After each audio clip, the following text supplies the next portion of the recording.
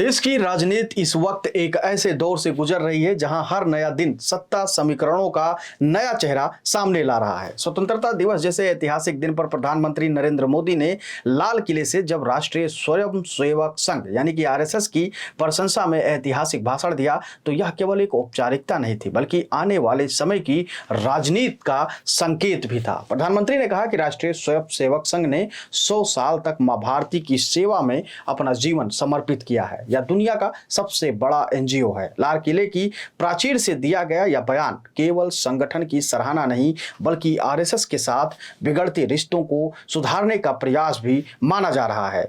यह वही आरएसएस है जिसने 2014 में मोदी को नेतृत्व की कुर्सी तक पहुंचाया और भाजपा को अपराजय बनाने का सपना देखा, लेकिन अब वही संघ भाजपा के केंद्रीय नेतृत्व से असहज अपने आप को महसूस कर रहा है।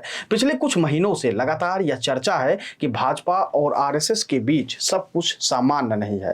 भाजपा के राष्ट्रीय अध्यक्ष की नियुक्ति को लेकर संघ और केंद्रीय नेतृत्व के बीच खींचतान खुलकर सामने आ चुकी है। संघ के पास अपने सुझाव हैं, लेकिन भाजपा नेतृत्व विशेषकर प्रधानमंत्री नरेंद्र मोदी और अमित शाह को अपनी पसंद थोपना वो चाहते हैं, यानी उनकी अपनी अलग एक पसंद है। भाजपा को पता है कि यदि आरएसएस अलग राह चुन लेता है तो सत्ता का गणित पलटने में देर नहीं लगेगी। शायद यही कारण है कि पहली बार प्रधानमंत्री नरेंद्र मोदी ने इतने खुले तौर पर लाल किले से संघ की तारीफ की।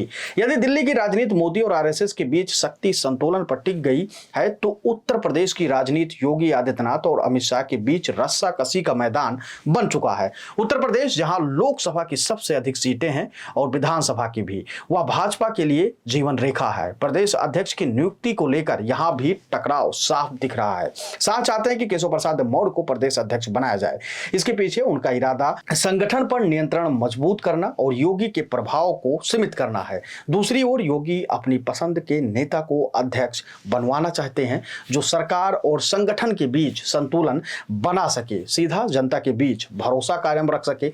दिल्ली में जहां मोदी शाह की जोड़ी अपना वर्चस्व बनाए रखने में लगी हुई है, वहीं उत्तर प्रदेश में योगी आदित्यनाथ लगातार अपनी स्थिति मजबूत करने में जुटे हुए हैं। हाल ही में ठाकुर नेताओं की लगातार 2 बैठकों ने योगी की ताकत का अलग ही संदेश दे दिया है। साथ ही योगी ने ब्राह्मणों को साधने के लिए भी अलग लॉबी तैयार की है ताकि ठाकुरवाद का टैग हटाकर वह सर्व समाज के नेता के रूप में उभर सकें, और वो योगी आदित्यनाथ के अंदर है भी। ओबीसी वोट बैंक और गैर यादव पिछड़ी जातियों को भी साथ जोड़ने की कोशिश भी खुलकर अब मैदान में योगी आदित्यनाथ के द्वारा दिख रही है। यहां के तक कि योगी ने हिंदू युवा वाहिनी को भी एक बार फिर से एक्टिव करना शुरू कर दिया है ताकि जमीनी स्तर पर संगठन और सरकार का तालमेल मजबूत हो। यह रणनीति साफ बताती है कि योगी केवल यूपी की राजनीति तक सीमित नहीं रहना चाहते बल्कि आने वाले समय में खुद को राष्ट्रीय विकल्प के रूप में प्रस्तुत करने का इरादा भी वो रखते हैं। इस पूरी राजनीतिक नाटक का असली सवाल है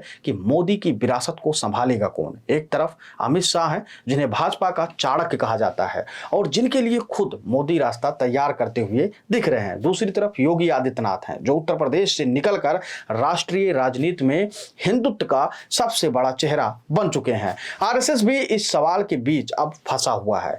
वह ना तो मोदी शाह को पूरी तरीके से नजरअंदाज करना चाहता है, ना उनकी हुकूमत को मानना चाहता है, और ना ही योगी को पूरी तरह वो आगे लाना चाहता है इस वक्त। अब इस पूरी खबर का निष्कर्ष क्या है तो वो भी आप जान लीजिए। भारतीय राजनीति आज उस चौराहे पर खड़ी है जहां मोदी, शाह, योगी और आरएसएस 4 अलग अलग दिशाओं में बीजेपी को खींच रहे हैं। या सिर्फ पार्टी नेतृत्व की लड़ाई नहीं है बल्कि आने वाले दशक में देश की राजनीति किस दिशा में जाएगी इसका फैसला ये चारों दिशाएं करेंगी। क्या भाजपा मोदी शाह की केंद्रीकृत राजनीति के रास्ते पर चलेगी या फिर योगी आदित्यनाथ जैसे प्रादेशिक कद्दावर नेता राष्ट्रीय स्तर पर अपना स्थान बना पाएंगे? और सबसे अहम, क्या आरएसएस अपनी खोती पकड़ को फिर से हासिल कर पाएगा? इतिहास गवाह है कि जब जब भाजपा और संघ के बीच दरार आई है, सत्ता से दूरी ज्यादा दिन नहीं लगी है। आज भी सवाल वही है, भाजपा का भविष्य किसके हाथों सुरक्षित होगा, योगी, शाह या संघ?